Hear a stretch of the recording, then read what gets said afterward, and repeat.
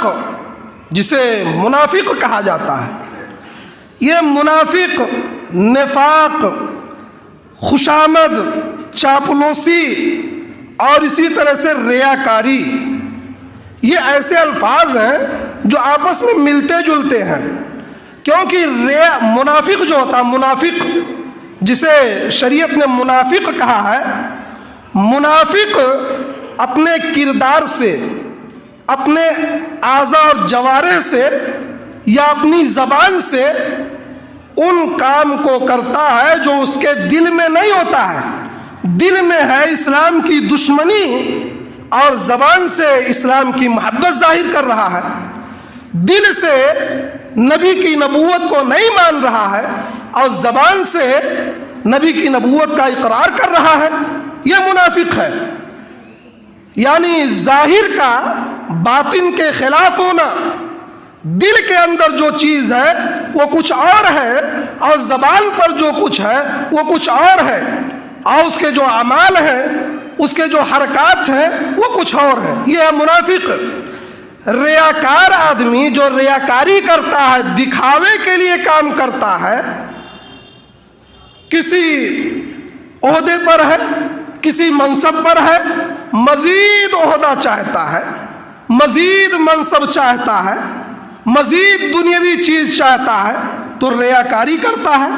یعنی دل میں اس کی جو ذمہ داری ہے، اس کا جو کام ہے، اس کام کو دل سے نہیں کر رہا ہے، لیکن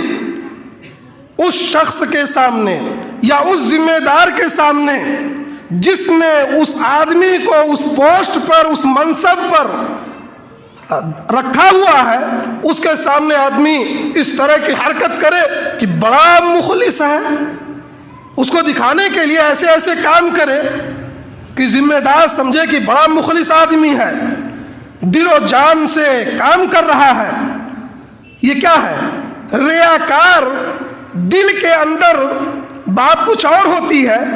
اور اپنے اعمال اور اپنے جوارح سے، اپنی زبان سے کچھ اور کرتا ہے۔ تو اسی لیے ریا کو کہا اللہ کے نبی صلی اللہ علیہ وسلم نے کہ ریاکاری کرنا، دکھلانا، چاہے وہ شرعی کام ہو یا اسی طرح سے کسی ذمہ داری کا اس کے اوپر بوجھ ہو، اس میں ریاکاری کرنا یہ شرک ہے۔ اور خوشامد کے نقصان جانتے ہیں؟ خوشامد جسے چاپلوسی کہتے ہیں، تملق بازی،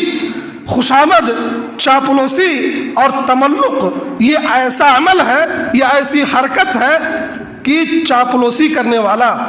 تملق بازی کرنے والا، خوشامد کرنے والا،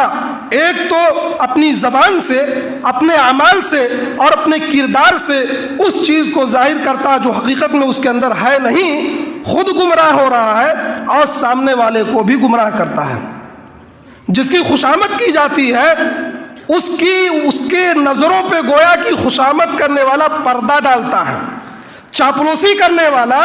تملق بازی کرنے والا جس کی چاپلوسی کرتا ہے، جس کی تعریف کرتا ہے، جس کی خوشامد کرتا ہے، اس سے حقیقت کو چھپاتا ہے۔ اور منافق آدمی بھی حقیقت کو چھپاتا ہے، حقیقت کچھ اور ہے، دل میں کچھ اور ہے، زبان سے کچھ اور کہہ رہا ہے۔ تو اگر کسی کی تعریف کی جائے، کسی کی چاپلوسی کی جائے، تو جس آدمی کی خوشامد کی جا رہی ہے اس آدمی کو چوکنا ہو جانا چاہیے، اس آدمی کو متنبہ ہو جانا چاہیے، کیونکہ چاپلوس اس کی نظروں پہ پردہ ڈالتا ہے، حقیقت کو اس سے چھپاتا ہے۔ اور یہ جان لیں کہ یہی وہ لوگ ہیں جن کے بارے میں قرآن مجید کے اندر کہا گیا، اللہ تعالیٰ نے ارشاد فرمایا، یریدون ان یحمدوا بما لم یفعلوا، یہی منافقین ہیں، یہی تملق بازی کرنے والے ہیں، یہی خوشامد کرنے والے ہیں اور یہی چاپلوس قسم کے لوگ ہیں جو چاہتے ہیں کہ ان کی تعریف کی جائے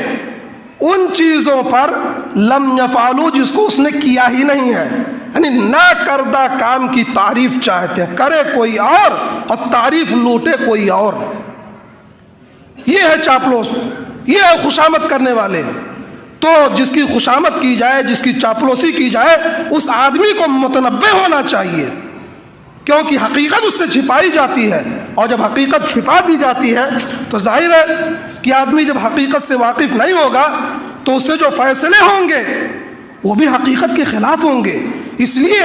چوکس ہونا اور چوکنا ہونا بہت ضروری ہے۔ تو سماج اور معاشرے میں ایک شرک ہے ریاکاری کرنا، دکھاوا کرنا۔ دوسری جو شرک کی قسم ہے ہمارے سماج اور